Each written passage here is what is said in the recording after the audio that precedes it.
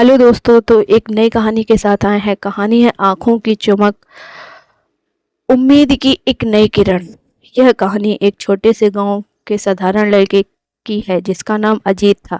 अजीत का जीवन बहुत ही संघर्षपूर्ण था, लेकिन उसने कुछ ऐसा था जिसमें वो दूसरों से अलग बनाता था। वह जब दूसरों को देखता था तो उसकी आंखों में कुछ खास तलाशता था, एक उम्मीद, एक उद्देश्य और एक दूसरे की चमक।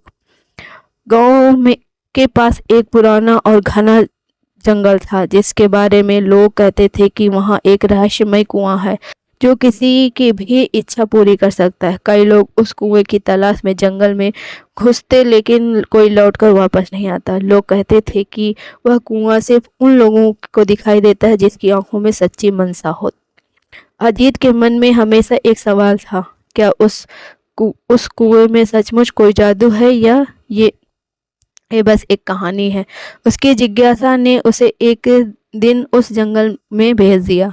वह बिना किसी डर के बस अपनी उम्मीदों के साथ जंगल में घुसा तो उसे बहुत समय लग गया, लेकिन जैसे वह आगे बढ़ गया, उसे महसूस हुआ कि यह यात्रा सिर्फ उस कुएं तक पहुंचाने का नहीं, बल्कि अपने भीतर के भय और संकोच को से लड़ने का है। वह हर कदम पर खुद से लड़ रहा था और धीरे धीरे वह अपनी असली ताकत को पहचानने लगा। कुछ घंटे बाद उसने कुएं का रास्ता पा लिया। वहां एक पुराना और खंडहर जैसा कुआं खड़ा था जिसे एक अदृश्य सी चमक थी। अजीत के ने कुएं के पास जाकर हाथ बढ़ाया, लेकिन तभी उसे एहसास हुआ कि उसे कोई चमत्कारी इच्छा पूरी करने की जरूरत नहीं है। असल में वह पहले ही अपने भीतर का सबसे बड़ा खजाना पा चुका है, आत्मविश्वास और साहस। अजीत वापस गांव लौटा, लेकिन अब उसका नजरिया बदल चुका था। अब वह जानता था कि सच्ची इच्छाएं और सपने किसी बाहर की ताकत से नहीं, बल्कि खुद के अंदर से निकलती हैं। उसने सबको बताया कि सबसे बड़ा जादू यही है कि हम अपने डर और संकोच को पार करके अपने सपनों को हकीकत बना सकते हैं।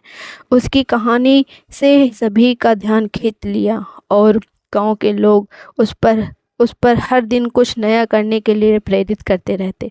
अजीत ने उन्हें यह सिखाया कि जब तक तुम खुद पर विश्वास नहीं करते, तब तक कोई जादू तुम्हारा साथ नहीं दे सकता। तो कहानी से सीख है,